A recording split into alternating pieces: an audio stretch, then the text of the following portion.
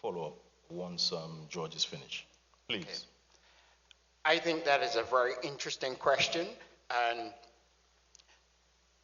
just the very department that you mentioned, the whole notion of social transformation. Again, that is something that is so intricate and implied within the context of development. And the context of development for the Caribbean people is the fact that you have fallout because we are not pushing education the way we should, and certainly not in terms of vocations or in terms of the various technological aspects for which Dr. Prasad also spoke. So unevenness has plagued this region. It is a fundamental factor characterizing all the countries. Indeed, it is the reason why persons say free movement cannot work, why there have been delayed decisions within CARICOM, why it is now being pushed again in the sub-region by the OECS countries, and I must compliment the Prime Minister Antigua and Barbuda in that regard, and the Prime Minister Dominica for certain. But social workers are needed, education is needed, training is needed, but we have to stop seeing it from the narrow perspective of national development and move it to the larger scale of integrated development, and that where we can have the cross-fertilization of ideas and work and resources amongst the region. We have to start sharing more and complementing more. That's the short answer. Thank you, Dr. Brathwaite. Craig? I too agree that it's an... All right, thanks. I too agree that it's a very important question that you have posed. The whole issue of the strategic plan is an integrated plan, which means that the CSME does not work in isolation. That is just one strategy by itself. But the whole matter of human development is a major imperative. And I gather because of the time constraints, I was not able to drill down to the more granular level where we look at some of the actions to be undertaken by the individual member states. But certainly the whole aspects of social security, social development, crime security, and advancing education. As a matter of fact, as it is now, there is a commission on education looking at education for the future. I don't know, Ambassador Henry, I don't know if you're also on that committee. No. But the work of that commission will translate into the new actions to be taken in year 2 and year 3. The plan itself now speaks to some fundamental things that we need to establish and put in place. The whole matter of the CSME looking at the legislative and regulatory system is what is of primary focus now. But by year 2 and year 3, the peoples of the region will start to see all of these plans that have been developed in the first year of this strategic plan being operationalized. So it is expected, and we ask you to follow. The CARICOM website is being redesigned and redeveloped, and it's going to be relaunched, and we're going to have specific information about these prescriptions as they are advanced by the individual commissions. Thank you. May we have the other question? Ruth Spencer, I work as a mobilizer of resources for non-governmental organizations. With our limited financial and technical capabilities, I find it somewhat sad that NGOs are left out of the picture.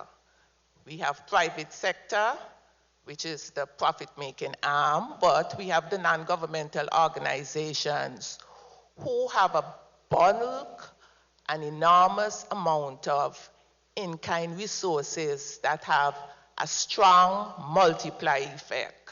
For example, our Minister of Health threw out a challenge to have 200,000 trees planted as a mitigation effort for climate change.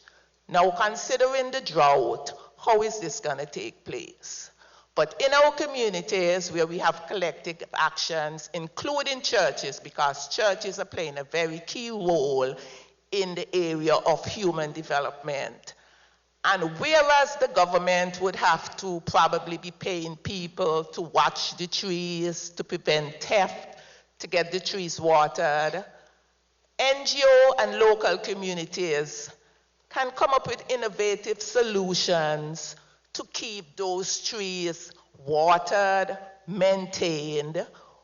And what is it costing the NGOs? We are putting collective action, so it's basically not costing us. So every dollar that goes into an NGO structure reaps multiply effects.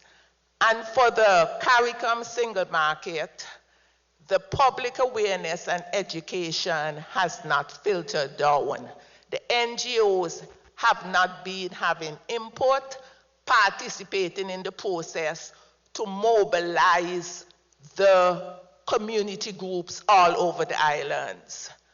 Recently in Antigua, Minister, Attorney General, he invited NGOs to a consultation.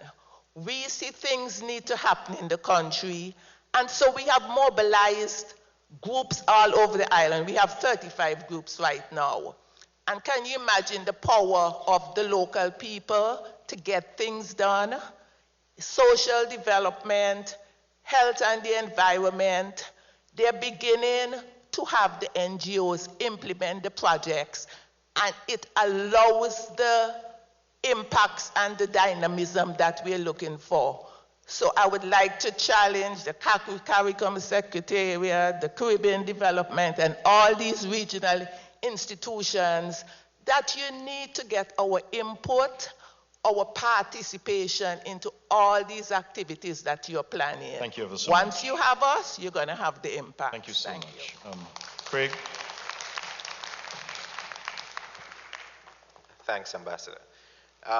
You have raised a valid and important point with respect to the role of non-governmental organizations and also our relationship with IDPs.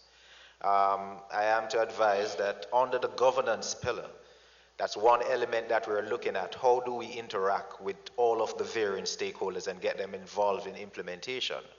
So that is also covered under the strategic plan, and I think probably by the end of year 2, we should have established structures where non-governmental organization and other stakeholders will be able to A, feed into the decision-making process and aid with implementation of the strategies on the ground. Because it is important for you to understand that at the CARICOM level, what we provide is the regional public good. So that is supposed to translate back down now to the national efforts, augment, support the national efforts to ensure that the normal man on the street feels implementation, feels CARICOM, and feels the initiatives. And today's forum is part of that effort to sensitize, to give everyone a chance to hear and also to feed into the process. And I thank you very much, Spencer, for your contribution. Let us have the last question. I think he will give way to you, my dear. Good morning. I realize that a lot of emphasis is being placed on education, but I am not sure that the Caribbean islands are on a level playing field, and that would be my hesitation with CSME and this whole process. When I was finished from school, I had to work and then put myself through various programs to get to where I'm still not where I want to be. And I know that a lot of young people are just like myself. For me to get the type of education that I would like, or for me to continue to develop myself, I would have to leave my job and I would have to travel, which would be an extra expense for me, where in other islands it's not the same. So my question is, how do you plan to address that? How does the other Caribbean islands, or those who have the universities, how do they plan to facilitate the other Caribbean islands?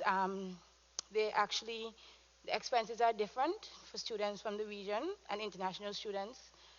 So how exactly is that going to be addressed whilst we're talking about the CSME? Thank you. Avinash? This is another very important issue. I think we all recognize from our history, if anything else, that education is the main weapon of empowerment for all of our people. It's critical. But one of the challenges we have in education, as with some of the other issues and the first issue discussed, is that if you've got national taxpayers and the tax-paying body is national, it's not regional, then it is hard to finance these regional public goods. So there has been attempts to do so, but the sad reality is that our previous attempts are at the moment under threat rather than being advanced and increased. If we look at the University of the West Indies, we look at a number of other attempts at regional education, these are entities where the regional aspect is under threat rather than being enhanced. We have a real danger today that our university stops being a regional body, and increasingly we're getting national campuses. Now, that said, I'm a big believer in what solutions can one come up with which are practical from day to day.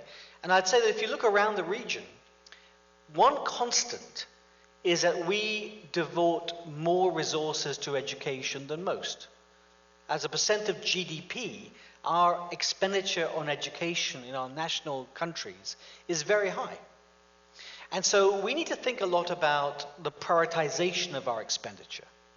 Because when we set things up back in the 1960s and 1970s, we had a different region than where we have today. And maybe we need to shift our priorities. The latest evidence is that investment in technical education, in the polytechnics, in the community colleges, actually has much bigger impact on employment than perhaps some of the other tertiary education we've been investing in. The other set of results that we see around the world is that every dollar we spend on improving, say, primary education has much better impact than that dollar spent elsewhere in the system. So whilst we all hope for greater regional integration on education, greater support, supporting and strengthening the regional bodies, I think we should also look within our own budgets and how we can better prioritize to get better impact for our people. Thank you, Bentley. Very brief, please. I had to impose on Ambassador Henry just to say this. Your question goes to the heart of a conversation which we have to have in CARICOM, and that is the imbalance of the benefits and the capacities existing within the region. We have to have a conversation. If there are imbalances, how are we going to compensate those who are more disadvantaged than others? We are skirting this question, and an integration movement is not going to succeed if half feel we are not getting what we should get, and the other half is monopolizing the benefits. We have to be honest, and we have to have a conversation, and that's what your question is pointing to. And maybe during the course of the discussion, that will arise. You're very right, Bentley. I recall several years ago, I think it was 3 years ago, there was an Owen Arthur study that looked at the integration of the OECS and Belize into CARICOM. There were at least 3 heads decisions that requested the Secretariat, the CARICOM Secretariat, to look at a program of financing of the elements of that study. We have not seen anything with respect to the implementation of that particular decisions of the heads. We have moved to the strategic plan of CARICOM, but yet we have put on the back burner certainly the recommendations from that Owen Arthur consortium report. And I agree with Bentley. Certainly we need to get back to that in order to level the playing field and to share the benefits of CARICOM. They are the haves and the haves not. And certainly it has to be a fair distribution of the wealth of CARICOM. And we need to start now. I thank you all for this very interesting first session. We will now move to the second session, which is the role of the Caribbean Court of Justice within the context of the revised CARICOM Treaty. At the 12th intersessional meeting of the Conference of Heads in 2001 in Barbados, the heads signed the agreement for the establishment of the Caribbean Court of Justice, emphasizing the central role of the court in providing legal certainty to the operations of the CSME. The court is structured to have two jurisdictions, an original and an appellate. In its original jurisdiction, the court is an international tribunal with compulsory and exclusive jurisdiction for the interpretation and application of the revised CARICOM Treaty. In the exercise of its appellate jurisdiction, the CCJ considers and determines appeals in both civil and criminal matters from courts within the jurisdiction of member states.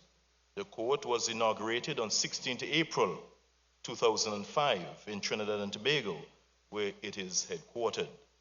To look at the question of the role of the Caribbean Court of Justice within the context of the revised CARICOM Treaty are the Honorable Justice Roland Walston Nelson, the most senior judge at the CCJ, who is our main presenter.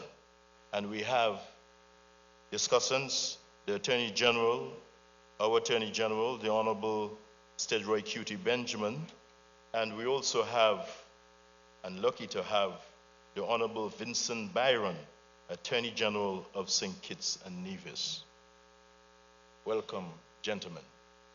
We will have a brief synopsis of the profiles of Mr. Justice. I keep on not giving the Justice his true handle. It's the Honorable Justice Ralston Nelson, as well as our Attorney General, the Honorable Stedroy Cutie Benjamin. I think when we have the intervention of the Honorable Vincent Byron, he will commence with a brief synopsis of his own profile. We have those profiles now being presented by, again, Ms. Tittle. The Honorable Justice Ralston Nelson obtained his secondary education at Queen's Royal College. Mr. Nelson was called to the bar at Lincoln's Inn in 1970. In 1973, he was appointed as tutor at the Norman Manley Law School in Jamaica, and 2 years later was admitted to practice at the Trinidad and Tobago Bar and began private practice in 1976. In October 1993, he was admitted to the Inner Bar as a senior counsel. Mr. Justice Nelson was sworn in directly from the bar as Justice of Appeal of the Supreme Court of Judicature of Trinidad and Tobago in May 1999. Mr. Justice Nelson was sworn in as Judge of the Caribbean Court of Justice on Tuesday, 1st February 2005 by His Excellency Professor George Maxwell Richards, President of the Republic of Trinidad and Tobago. Vincent Byron, Attorney General, Minister of Justice, Legal Affairs and Communications, St. Kitts and Nevis. Mr. Byron was appointed after the recent victory of Team Unity in the general elections held on February 16, 2015. He's a graduate from the University of the West Indies with a Bachelor of Arts. He holds a MBA from the New York Institute of Technology and LLB from Wolverhampton University. Mr. Byron, Vincent Byron. The Honorable Stedroy Cutie Benjamin is the Attorney General of Antigua and Barbuda, Minister of Legal Affairs, Public Safety, Immigration and Labor, and the Parliamentary Representative for St. John City South for 3 decades. The Honorable Stedroy Benjamin first became involved in Antigua and Barbuda's government more than 30 years ago. He previously served as Minister of Labor, where he instituted the Job Program and the Care Program for the elderly, Home Affairs, Ecclesiastical Affairs, Public Safety, and Cooperatives. He also acted as Attorney General, Ministry of Legal Affairs, and Advisor on National Security, and performed the functions of Minister of Public Works. He introduced the Lifeguard Division in the Ministry of Public Safety. After graduating from the Goodwill Academy, the Honorable Stedroy Benjamin Economics and History at the University of the West Indies, Student of the Year in 1974. His educational journey then took him to the United States and England, where he earned the Polytechnic of Central London, eventually being called to the Bar of England in 1980. He was enrolled as a solicitor and admitted to the bar of the Eastern Caribbean Supreme Court Antigua and Barbuda Circuit on January 12, 1981. He has many years of experience as a practicing attorney. His distinguished career, Mr. Benjamin has been a strong advocate of labor relations, serving as Labor Commissioner, a member of the National Labor Board, and as Senior Employment Officer in the Ministry of Labor. The Honorable Stedroy Q.T. Benjamin. Thank you, Ms. Tittle. May I invite the Honorable Justice Ralston Nelson, Senior Judge at the CCJ, to the podium.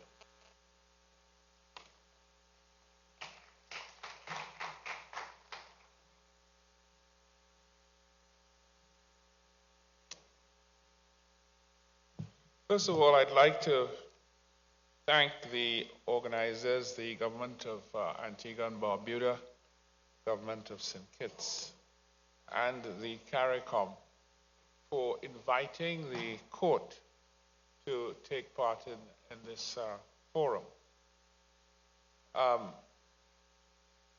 I am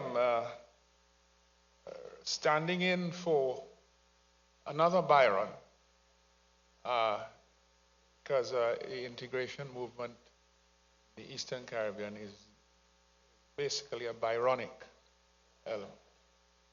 But I'm standing in for the president, who is not here and is in another place. I have been inspired by what I've heard this morning about the strategic plan and also the interesting perspectives of Professor Assad and others. In fact, all of you have made important contributions. But at the end of the day, you must have a proper dispute settlement organization, and that is where the role of the Caribbean Court of Justice is important. And the Caribbean Court of Justice was established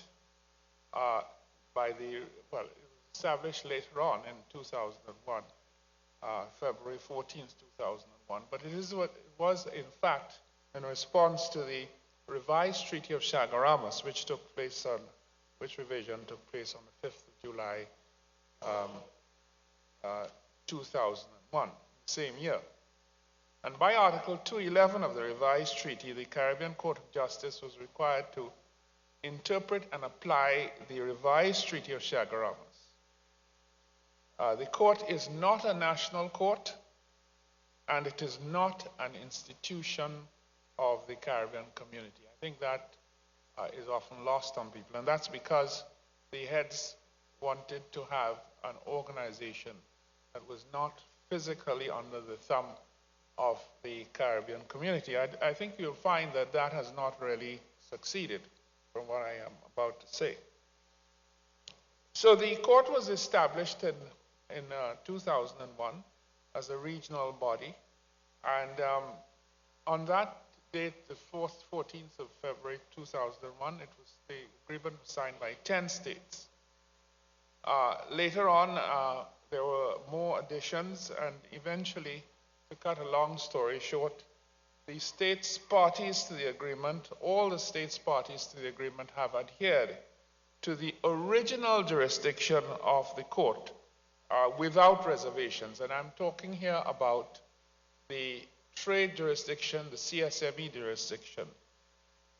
As regards the appellate jurisdiction, only 4 countries so far have adhered. And those are Barbados, Guyana, Belize, and Dominica.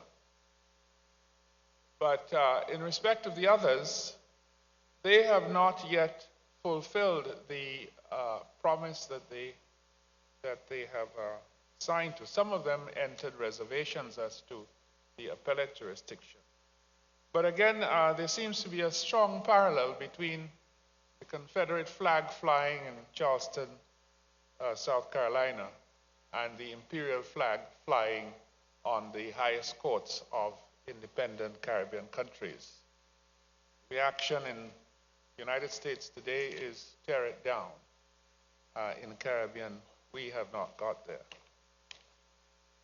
Once a state, so I say once a state is a member of the, well, once a state is adhered to the treaty, it is under the jurisdiction of the Caribbean Court of Justice as regards the original trade jurisdiction. And the treaty says that the original jurisdiction of the court is essential for a successful operation of the CSME. And as you know what CSME means, it's a single market and economy, Caribbean single market and economy. And that the court, therefore, guarantees or exists to protect the rights and freedoms guaranteed to the CARICOM citizens under the treaty, namely freedom of movement for goods, services, persons, and capital, and the right of establishment, what one previous speaker called the 5 regimes, I believe Mr. Beresford. The treaty guarantees the private sector freedom of movement of capital. Free movement of capital is also ancillary to each of the rights and freedoms. So we refer these elements refer to them as rights and freedoms, and the court is concerned with making those rights and freedoms effective, and with providing legal certainty and uniformity in the application of the treaty. So the parties to the agreement envisage that in the original jurisdiction, the court will fulfill the following aims, the following roles. 1, to make effective those rights guaranteed to CARICOM citizens under the treaty, to see that member states strictly observe the provisions of the treaty, not only vis-a-vis member states, but vis-a-vis CARICOM nationals. 3, to provide legal certainty and uniformity in the application and interpretation of the treaty. 4, to serve as an efficient, impartial, and effective tribunal in all matters arising out of the treaty. 5, by its independence and impartiality, to guarantee an investment climate friendly to foreign and local investors. So that the jurisdiction of the court was spelled out in Article 211, and that deals with, so it will deal with the disputes between member states and parties, the member states who are parties to the agreement. It will deal with disputes between member states and the community. It would deal with referrals from national courts of member states to the court, and it would deal with applications by persons, individuals under Article 222, all concerning the implementation, the interpretation and application of the treaty. Now, in addition to that, there is